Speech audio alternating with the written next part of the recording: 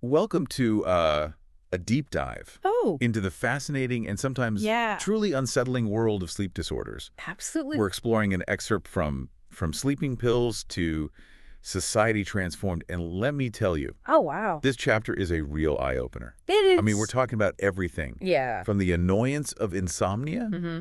to rarer, more dangerous conditions like fatal familial All insomnia, right. where lack of sleep can Oh, actually be as yeah. deadly as starvation. Which is really remarkable, the Yeah. sheer range of these disorders Wow. and what they reveal about the brain. Yeah. We'll even touch upon the Yep. bizarre world of sleepwalking, Uh-huh. which can lead to some pretty extreme Oh, behaviors, wow. including cases of sleep homicide. Okay, I definitely did not see that coming. Yeah. So are we ready to unlock some of the mysteries surrounding these disorders? Absolutely. Let's start with Yeah. somnambulism, more commonly known as sleepwalking. Perfect. Hmm. Now, most people probably associate sleepwalking with dreaming, Yeah. but I have a feeling that's not quite right, is it? You're right to be skeptical. Okay. It's a common misconception. Uh-huh. Sleepwalking actually happens during deep NREM sleep, Oh, when you're not dreaming. so if they're not acting out their dreams, what's going on? Right. Are they even aware of what they're doing? Yeah, it's a state of mixed consciousness, Okay. either fully awake nor asleep. Interesting. And what's fascinating Yeah. is that people roused from sleepwalking rarely remember the event or any dream content. Oh, wow. It's almost as if their body is on autopilot Yeah. while their mind is still snoozing. That's both strange, a little bit creepy, Yeah. I have to say. It certainly raises questions about consciousness and volition. Yeah. The current scientific understanding is that these episodes are triggered by sudden spikes in nervous system activity during deep sleep. So almost like their brain is jolted towards wakefulness but gets stuck somewhere in between. Exactly. Oh, wow. And in this confused state, the brain can perform those basic, well-rehearsed actions we associate with sleepwalking, like walking to the kitchen, Yeah. getting a glass of water, or even mumbling a few words. Okay, but this isn't always harmless, right? Right. Our source material mentions some rather unsettling legal cases. You're thinking of the Kenneth Parks case? Ah, A Canadian man who was acquitted of murder due to sleepwalking, I was. apparently driven by stress and financial worries. Wow. He drove to his in-laws' house while sleepwalking and killed his mother-in-law. Tragic, and definitely gives a whole new meaning to the phrase sleepwalking defense. It does. Oh. This case was groundbreaking in terms of its legal and societal implications. Yeah. It really underscores how non-volitional acts during sleep can have serious, even devastating consequences. Thankfully, most sleepwalking episodes aren't this dramatic, right? That's correct. Okay. Most cases are harmless, especially in children who often simply grow out of it. Treatment is typically only necessary if the sleepwalking poses a risk to the individual or others. Well, that's reassuring. Yeah. Now let's shift gears to a sleep disorder that I think many of our listeners can relate to. Yeah. Insomnia. Yes. The source material mentions that insomnia is way more common than we might think, with 1 in 9 people actually meeting the clinical criteria. It is. That's a pretty staggering number. It is. And even more people struggle with sleep difficulties at least once a week. Oh, wow. What's important to understand is that insomnia is distinct from just being sleep deprived. Right. It's not just about being tired. It's about a real inability to sleep even when you have the time. Exactly. Yeah. And this inability can manifest in different ways. Some people have trouble falling asleep. Right. That's sleep onset insomnia. Okay. Others have trouble staying asleep, Yeah. known as sleep maintenance insomnia. Makes me think of that Billy Crystal joke. I sleep like a baby. I wake up every hour. Yeah. Quite a relatable sentiment. But for those with true insomnia, it's no laughing matter. Right. It's a chronic condition that causes significant distress and impacts their daily lives. So we're not talking about the occasional sleepless night, Yeah. but a persistent pattern of sleep difficulties. Precisely. Yeah. To be diagnosed with insomnia, you need to have this difficulty falling or staying asleep or waking up too early at least 3 nights a week for over 3 months. Wow. And this needs to be accompanied by noticeable daytime impairment. So what's actually happening in the brain of someone with insomnia? Right. Why can't they just switch off? Well, there are several factors at play. Okay. Genetics can play a role, Uh-huh. and so can external factors like light temperature and even those late-night cups of coffee or glasses of wine. Right. Those aren't true insomnia, but they can mimic the symptom. Exactly. Yeah. But what's really interesting is the role of internal factors, Okay. particularly an overactive sympathetic nervous system, our fight or flight response. Isn't that the system that kicks in when we're stressed or feel threatened? Yeah. And in today's fast-paced world, it's easy for this system to get stuck in overdrive, disrupting our sleep in a number of ways. Okay, unpack this for me. How does stress actually interfere with sleep?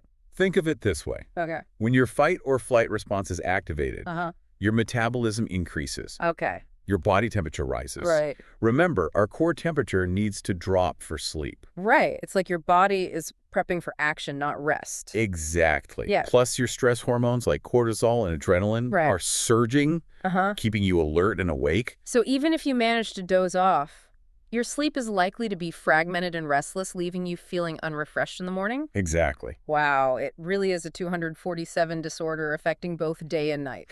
Unfortunately, that's the reality for many people with insomnia. Okay. Now let's shift gears and explore a disorder that's a bit more unusual. Okay. Narcolepsy. Uh-huh. Our lives are largely governed by two basic drives: Okay. seeking pleasure and avoiding pain. That sounds about right.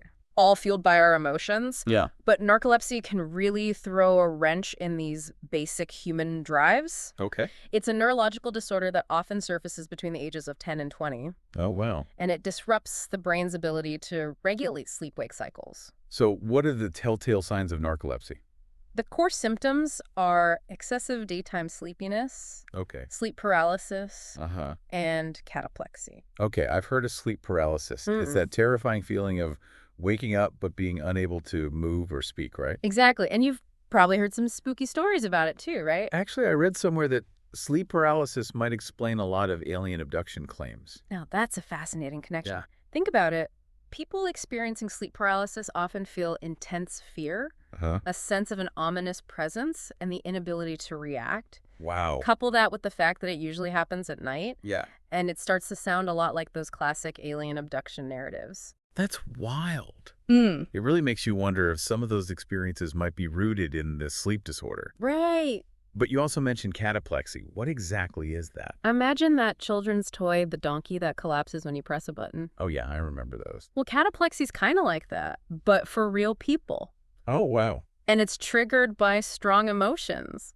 Okay. We're talking laughter, surprise, excitement. Wow. Even a really good joke could cause a sudden loss of muscle control, Oh, my goodness. ranging from a slight head droop to a complete collapse. Wait, so you're saying something as simple as laughing could cause someone to physically collapse? It's got to be incredibly disruptive. It is, and it's a heartbreaking reality for many narcolepsy patients. Wow. Imagine having to suppress your emotions, holding back laughter or excitement just to prevent yourself from collapsing. Yeah. It's like living an emotionally muted life.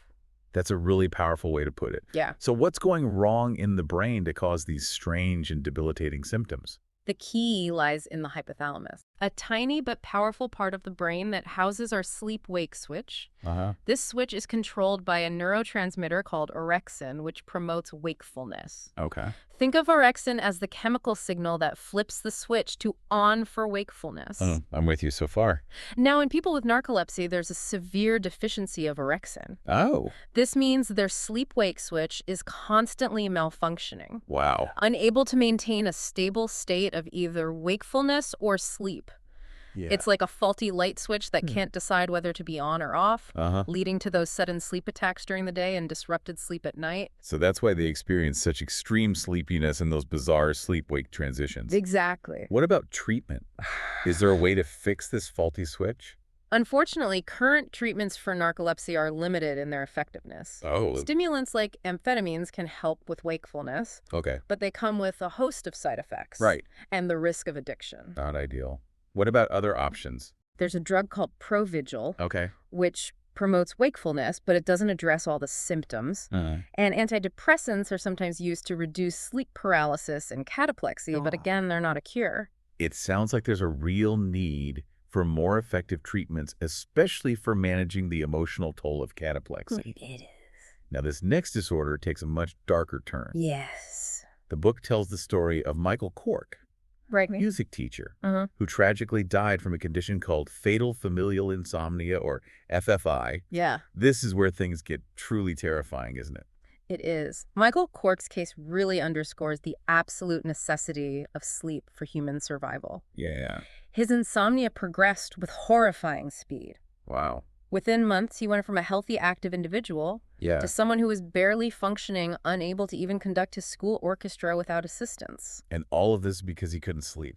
It's a chilling thought, isn't it? Yeah. Despite desperate attempts to treat his insomnia, nothing worked. His brain was essentially held hostage by this relentless, unstoppable force. Eventually, he died from a lack of sleep. Yes, it's a sobering reminder that sleep is not just a luxury.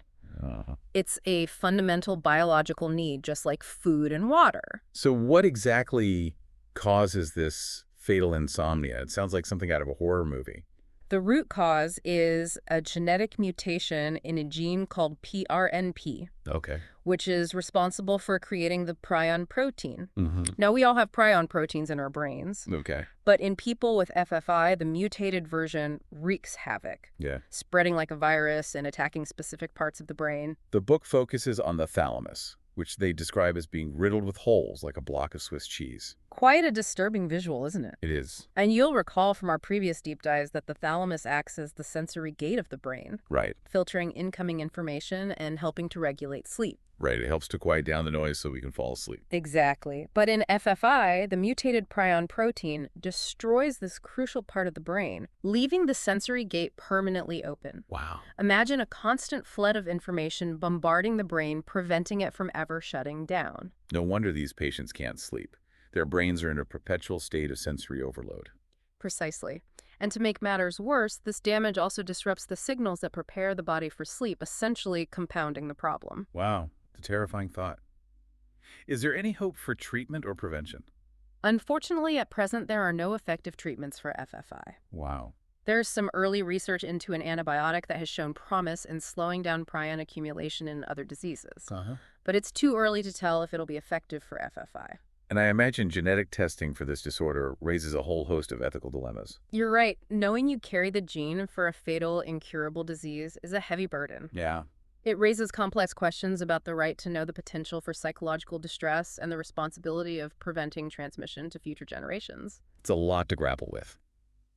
Now, this chapter really drives home the point that sleep deprivation isn't just about feeling tired. No. It can actually be deadly. Absolutely. And the evidence goes beyond the tragic case of Michael Cork. Okay. There have been anecdotal cases of sleep deprivation deaths linked to everything from excessive work demands to marathon gaming sessions. It's almost unbelievable that something as seemingly benign as staying up late could have such dire consequences. I know. Yeah. But the most compelling evidence comes from research on rats. Okay. These studies, while ethically controversial, provide definitive proof that sleep deprivation can be fatal.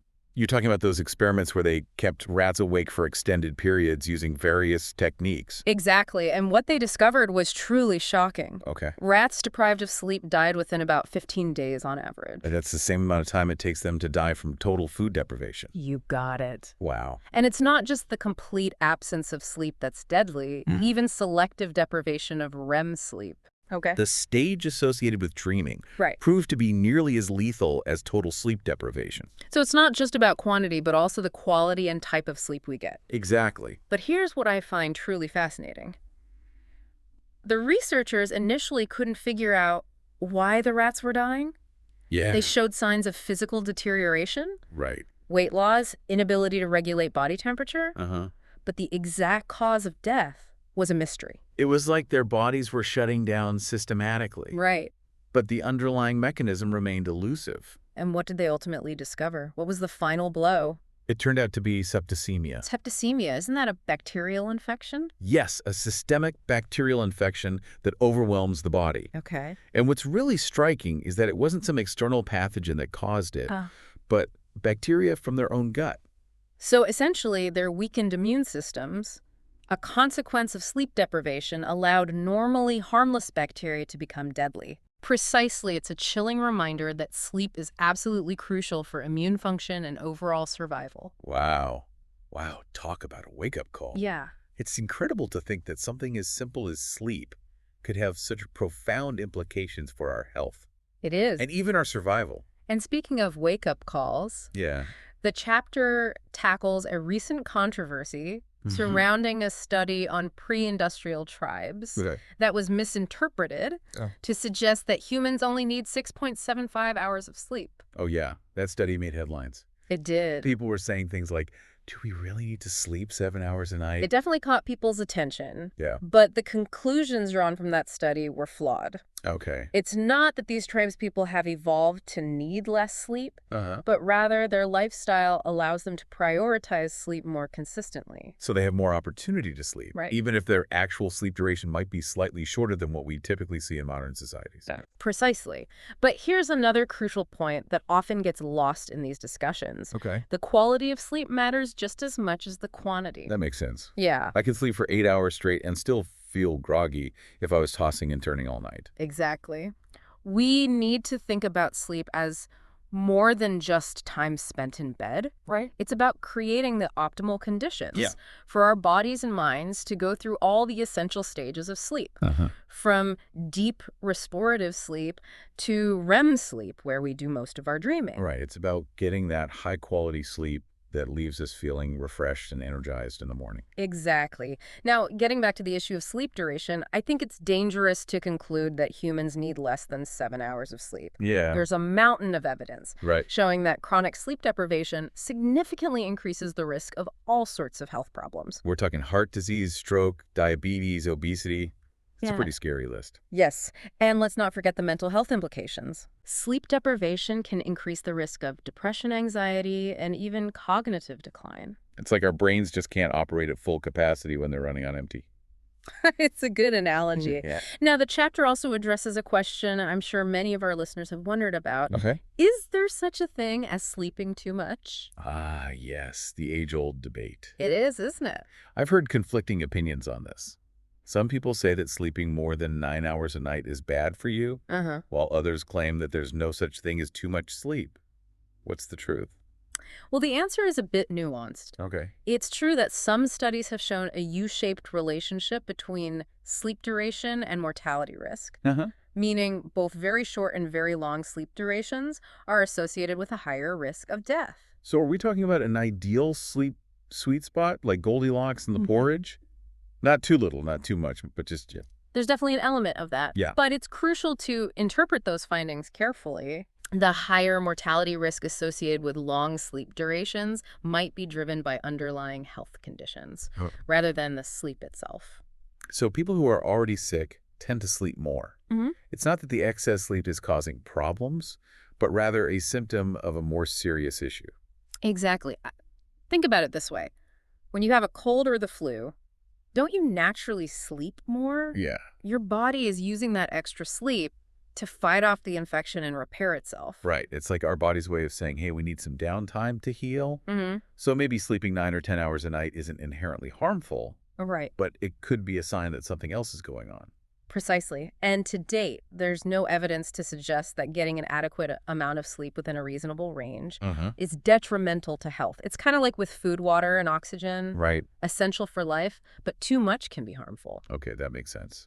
So should we be setting an alarm to make sure we're not oversleeping? I wouldn't go that far. I think Yeah. the key takeaway here is to listen to your body.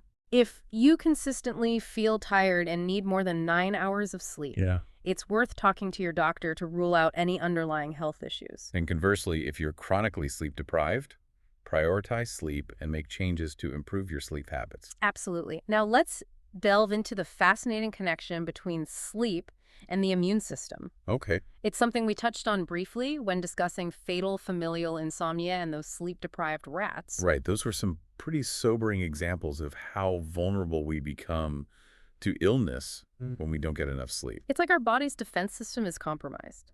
You see, sleep plays a crucial role in regulating immune function. Uh-huh. During sleep, our bodies release proteins called cytokines, which help fight off infections and inflammation. So when we're sleep deprived, our cytokine production gets messed up, leaving us more susceptible to getting sick. Exactly. And it's not just about getting sick more often. Right. It's about how our bodies respond to illness. Okay. Studies have shown that sleep-deprived people have a weaker immune response to vaccines. So even if you get vaccinated, you might not be getting the full benefit if you're not sleeping enough. That's right. And this has huge implications for public health. Yeah. Especially during pandemics or outbreaks. It really underscores the importance of sleep as a preventative measure, not just for treating existing conditions, Right. but for strengthening our overall resilience. Exactly. Now, this connection between sleep and immunity is even more profound when you look at the brain. Ex- The same regions that regulate sleep Uh, also play a role in immune function. so it's like our sleep-wake cycle and our immune system are intricately linked at a neurological level. Precisely. And this reinforces the idea that sleep isn't just a passive state. It's Yeah. an active process, a vital component of our overall health and well-being. I'm starting to see sleep in a whole new light. It's not just about feeling rested. It's about giving our bodies and minds the time and resources they need to function properly. I'm glad to hear that. It's like sleep is this incredibly efficient multitasker, consolidating memories, regulating emotions, repairing tissues, boosting our immune system, all while we're seemingly unconscious. It's pretty amazing when you think about it. It truly is, which makes you wonder why, as a society, we don't give sleep the respect it deserves. Well, hopefully this deep dive will inspire our listeners to rethink their relationship with sleep. I hope so too. Prioritizing sleep is one of the best things we can do for our long-term health and happiness. Now, this chapter also explores the complex relationship between sleep and mental health. Right. It's a topic that I think will resonate with a lot of people. Absolutely. And it's important to remember that it's a two-way street. Okay.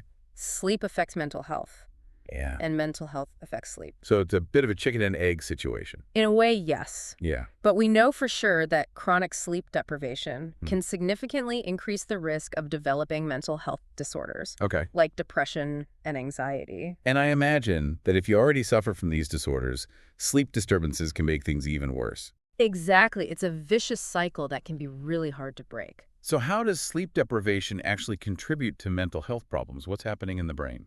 Well, there are several mechanisms at play. Okay. Firstly, sleep deprivation disrupts the balance of neurotransmitters in the brain, Uh-huh. particularly those involved in regulating mood, like serotonin and dopamine. So our brain chemistry gets thrown off balance. Exactly. And this can lead to feelings of sadness, irritability, anxiety, and difficulty concentrating. It's like that feeling you get after pulling an all-nighter, you're just not yourself. Precisely. And secondly, sleep deprivation impairs the prefrontal cortex, Okay. which you'll recall is the part of the brain responsible for executive function, decision-making, and emotional regulation. It's like the control center of our brain is taking a nap when it should be working. That's a good way to put it. Yeah. This can lead to more impulsive behavior, poor judgment, and difficulty controlling our emotions, all of which can make mental health problems even worse.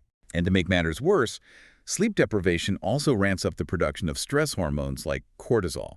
Right. You remembered, I did. we talked about this earlier in relation to insomnia. Yeah. This chronic elevation of cortisol further contributes to that vicious cycle, fueling anxiety, depression, and even contributing to physical health problems Yeah. like weight gain and heart disease. So it's not just about feeling tired and cranky. It's about a fundamental disruption of our brain function and hormonal balance. Exactly, and the longer the sleep deprivation goes on, Right. the more pronounced these effects become. So it's important to address sleep problems early on It is. and seek professional help if needed. Absolutely, mental health is as important as physical health. Yeah. And sleep plays a crucial role in both. Right? Now, remember those ethically controversial rat studies we talked about earlier? I do. The ones that prove sleep deprivation could be fatal?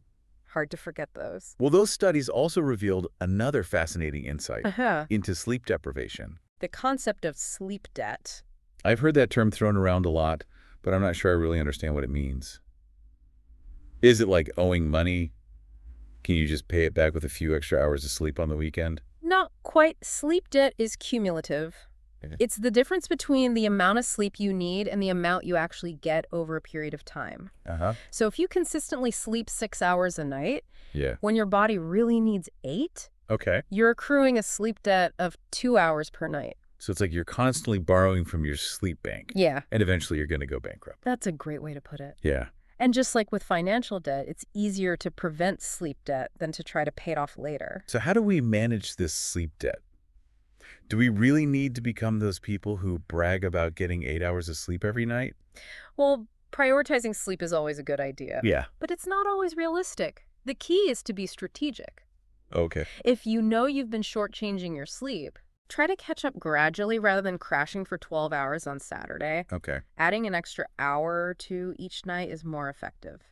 I've heard that sleeping in too late can actually mess up your sleep cycle It can. and to make it harder to fall asleep the next night. That's right. It's better to nudge your sleep schedule back to normal gradually. Okay. And what about naps?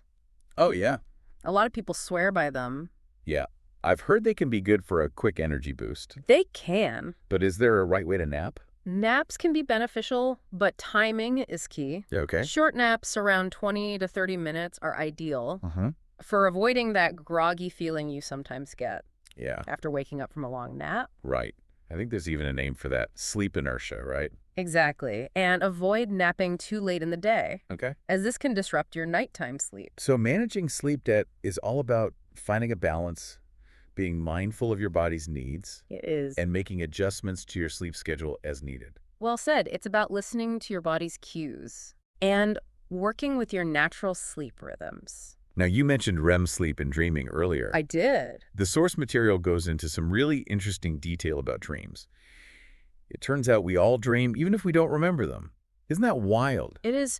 Dreaming is an integral part of the human experience, Yeah. and it happens primarily during REM sleep, Okay. which is characterized by rapid eye movements, Oh. increased brain activity, Right. and muscle paralysis. It's like our brains are putting on a show while our bodies are taking a break. I like that analogy. Yeah. Now, the exact purpose of dreaming is still a bit of a mystery, Okay. but there are a few prominent theories. Uh-huh. One theory suggests that dreams are just random neural activity that our brains try to make sense of. So it's like our brains are creating stories out of electrical noise. Exactly. Another theory proposes that dreams serve as a kind of evolutionary rehearsal for real-life threats and challenges. Okay. It's like a virtual reality simulator for our brains. So we're essentially practicing our fight or flight responses in our sleep. In a way, yes. Oh, wow. And then there's the memory consolidation theory, Okay. which suggests that dreams play a role in processing and consolidating memories from our waking lives. So it's like our brains are taking all the information we've gathered during the day and filing it away for later use. Exactly. And there's evidence to support all of these theories. Wow. So it's likely that dreams serve multiple purposes and involve a complex interplay of neurological processes. It's fascinating to think that something as commonplace as dreaming is still shrouded in so much mystery. It really is. Now, here are a few other intriguing facts about dreams. Okay. We forget most of them within minutes of waking up, which is why keeping a dream journal can be helpful. I've heard that writing down your dreams can help you remember them better and even uncover recurring themes or symbols. Exactly. And did you know that most dreams are visual in nature? Oh. We literally see our dreams, Uh-huh.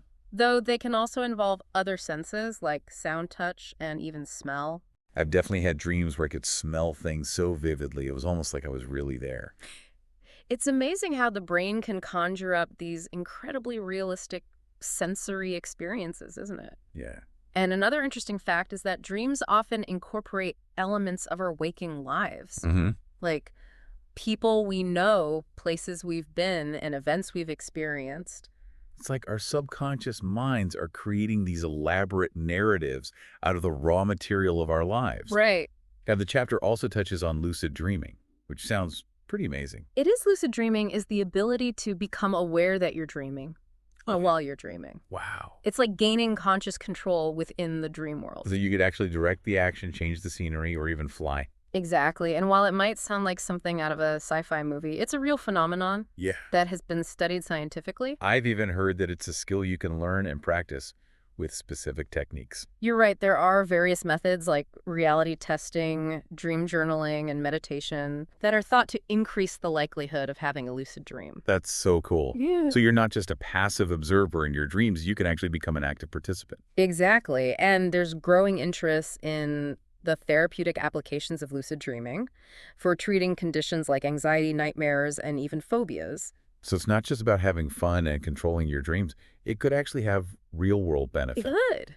Now, the chapter also takes a look at the impact of modern society on our sleep patterns. And it's not a pretty picture. It's not. We live in a 247 world We do. with constant stimulation from technology, artificial light, and demanding schedules. It's a recipe for sleep deprivation. Our bodies simply haven't evolved to keep up with the demands of modern life. Right? It's like we're trying to run a marathon on an empty tank. Yeah. So how has modern society disrupted our natural sleep rhythms? One of the biggest culprits is artificial light at night. Okay. The widespread use of electric lighting has extended our waking hours and delayed our bedtimes. It's like we're bathed in a sea of light even when it's naturally dark outside. Exactly. And this artificial light, especially blue light emitted from electronic devices, Right. suppresses the production of melatonin, which is the hormone that regulates our sleep-wake cycle. So our brains don't get the signal that it's time to wind down and prepare for sleep. That's right. And this can lead to trouble falling asleep, staying asleep, and feeling truly rested. So what can we do about it? Are we doomed to live in a perpetual state of sleep deprivation? Not necessarily. There are things we can do to minimize the negative impacts of artificial light. Okay. Start by dimming the lights in your home a few hours before bed. Uh-huh. Create a relaxing bedtime routine. Okay. And most importantly, avoid screen time for at least an hour before bed. I know that last one is tough, Yeah, but it's worth it if it means a better night's sleep. absolutely. And if you must use electronic devices in the evening, use blue light filters or wear blue light blocking glasses. So there are ways to work around our technology addiction. There are. Now, besides the glaring lights of our devices, Yeah. the chapter also talks about the impact of caffeine and alcohol on our sleep. Ah, yes, those two substances that many of us rely on to get through the day or unwind in the evening. But it sounds like they might be sabotaging our sleep in the process. Unfortunately, that's often the case. Okay. Both caffeine and alcohol can disrupt our sleep, though, in different ways. Let's start with caffeine. I know it's a stimulant, so it keeps us awake and alert. But how exactly does it mess with our sleep? Caffeine blocks the action of adenosine, Okay. a neurotransmitter that promotes sleepiness. Uh-huh. So it's like caffeine is hitting the pause button on our natural sleep drive. So we might not feel tired, but our bodies are still craving sleep. Exactly, and this can lead to difficulty falling asleep and problems staying asleep throughout the night. I've definitely noticed that if I have coffee too late in the day, I have trouble falling asleep. That's a common experience. The effects of caffeine can linger in the body for several hours. Wow. So it's best to avoid consuming it in the afternoon and evening. Good advice. Now, what about alcohol? I always thought of it as a sedative. Doesn't it help you fall asleep? It's true that alcohol can initially make you feel drowsy and help you fall asleep more quickly. But here's the catch. Okay. It disrupts the later stages of sleep, especially REM sleep. So you might fall asleep faster, but the quality of your sleep is compromised. Exactly. Alcohol reduces REM sleep, which Well- is the stage associated with dreaming and memory consolidation. So while you might technically be asleep, for a sufficient number of hours, you're not getting the deep restorative sleep your body needs. So you might wake up feeling groggy and unrefreshed even if you logged enough hours in bed. That's right. And in addition to messing with REM sleep, Okay. alcohol can also lead to more fragmented sleep throughout the night. Meaning you wake up more often. Yes, and these awakenings might not even be conscious. Oh, wow. So you might not remember them in the morning, Oh. but they still take a toll on your sleep quality. So that nightcap might not be as relaxing as we think. It might not. If you're struggling with sleep problems, Yeah. avoiding both caffeine and alcohol, especially close to bedtime, is one of the best things you can do. It's all about creating those optimal conditions for a good night's rest. Exactly. Now, another big sleep stealer in modern life is stress. Ugh, stress. It's like the unwelcome guest who never leaves. It really is. And unfortunately, chronic stress can wreak havoc on our sleep. Remember that fight or flight response we talked about earlier? The one that gets triggered when we're feeling threatened or overwhelmed. Yes. When we're stressed, our bodies release those hormones like cortisol and adrenaline that are designed to keep us alert and awake. It's like our bodies are preparing us to fight a tiger. But the tiger in modern life is often a pile of bills or a looming deadline. Very true. And this constant state of stress can make it incredibly difficult to fall asleep and stay asleep, leading to insomnia and poor sleep quality. So what can we do about it? How do we tame that stressed tiger and reclaim our sleep? Well, the first step is recognizing that stress management is an essential part of good sleep hygiene. So it's not just about creating a relaxing bedtime routine. It's about managing stress throughout the day. Exactly. There are lots of great stress reduction techniques out there. Exercise is a fantastic one. I know, I always sleep better when I've had a good workout. It's like all that pent-up energy gets released. Exactly. Physical activity helps to lower cortisol levels and promote relaxation. And it doesn't have to be strenuous exercise, right?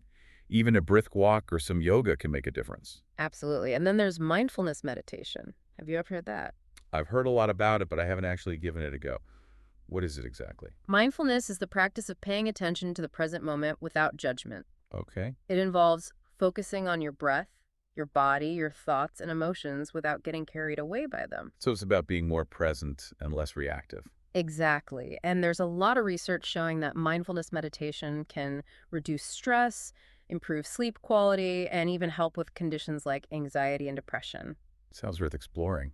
Any other stress-busting tips you recommend? Spending time in nature is another great one. It has a very calming effect on the mind and body. I've always found that being outdoors helps me to de-stress and feel more grounded. Nature has a way of putting things into perspective and reminding us that our worries are often quite small in the grand scheme of things. It's a good reminder. And don't underestimate the power of deep breathing exercises. Okay. Just taking a few deep breaths can help to calm the nervous system and quiet the mind. It's amazing how such a simple act can have such a profound effect. It really is. So the key to managing stress is finding healthy coping mechanisms that work for you Uh-huh. and incorporating them into your daily life. Don't wait until you're at your breaking point to start taking care of your mental and emotional well-being. Now, in addition to artificial light, caffeine, alcohol, and stress, this chapter also delves into the unique challenges faced by shift workers. Ah, yes. The people who keep our world running 24/7. It must be incredibly difficult to maintain healthy sleep habits when your work schedule is constantly changing. It is shift work disrupts the body's natural sleep-wake cycle or circadian rhythm. Uh-huh. We're designed to sleep at night and be awake during the day, Yeah. and shift work forces us to go against that natural rhythm. And I imagine that takes a toll, both physically and mentally. You're right. Shift workers are at increased risk for a whole host of problems, Wow. including insomnia, fatigue, digestive issues, mood swings, and even an increased risk of chronic diseases. It's not just about feeling tired.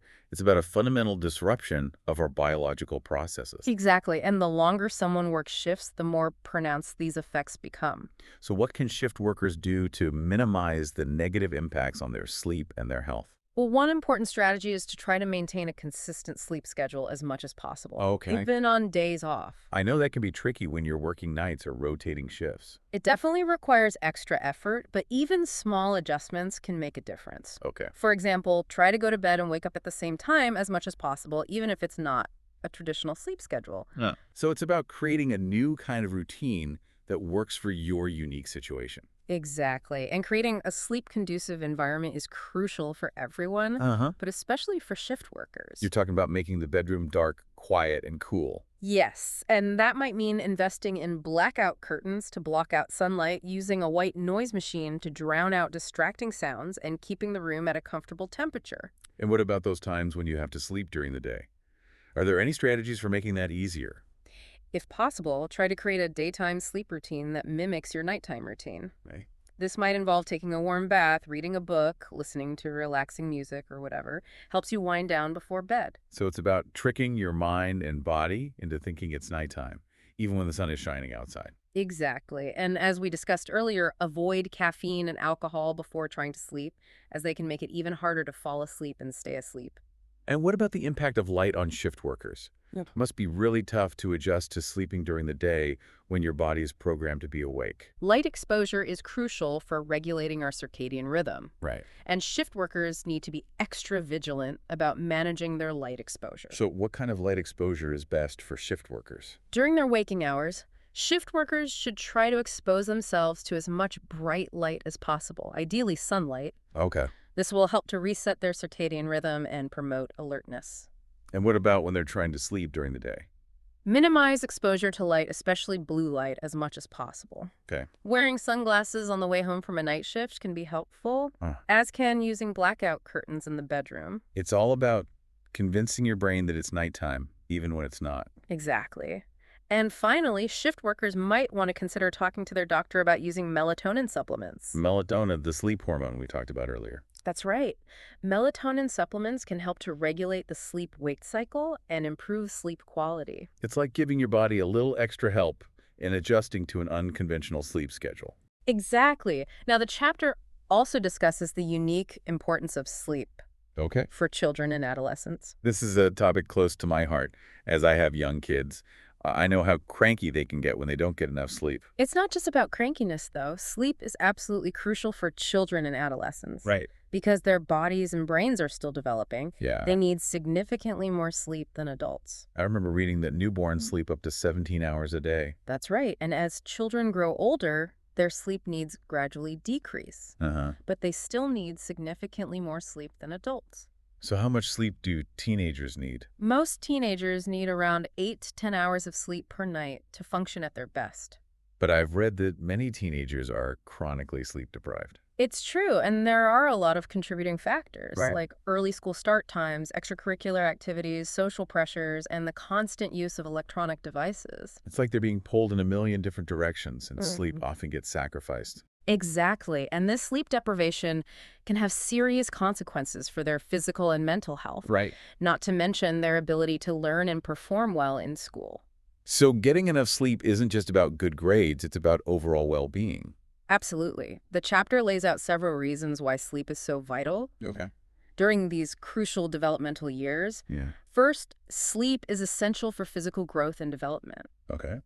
During sleep, our bodies release growth hormone, which is responsible for building and repairing tissues. So children and teenagers literally grow while they sleep. That's right. And sleep is also critical for brain development. I've read that during sleep, our brains are busy processing information, consolidating memories, and strengthening neural connections. Exactly. And this is especially important during childhood and adolescence as the brain is still developing and maturing. Right. A lack of sleep can hinder cognitive development Yeah. and impair attention, memory, decision-making, and emotional regulation. It's like their brains aren't getting the downtime they need to function properly. Yeah. Exactly. And as we discussed earlier, sleep is also crucial for immune function. Right. Children and adolescents who are sleep deprived are more susceptible to illness. So it's not just about academic performance, it's about their overall health and well-being. Exactly. And this chapter really emphasizes the importance of establishing healthy sleep habits early on. It's like setting the foundation for a lifetime of good sleep. That's a great way to put it. Parents and caregivers play a key role in promoting healthy sleep habits. So what are some things parents can do to help their kids sleep better? Well, first and foremost, establish a consistent bedtime routine. So a set of calming activities that signal to the child that it's time to wind down and prepare for sleep. Exactly. This could include a warm bath, reading a book together, or listening to relaxing music. And we've already talked about the importance of creating a sleep-conducive environment, dark, quiet, and cool. That's key for everyone, especially for kids. Avoid screen time for at least an hour before bed Right. and encourage regular physical activity during the day. Hmm. But avoid anything too stimulating close to bedtime. So it's about setting the stage for a good night's rest and making sleep a priority. Exactly. And it's never too early to start instilling those healthy sleep habits. Yeah. It really is never too early to start. Right. It sets them up for success.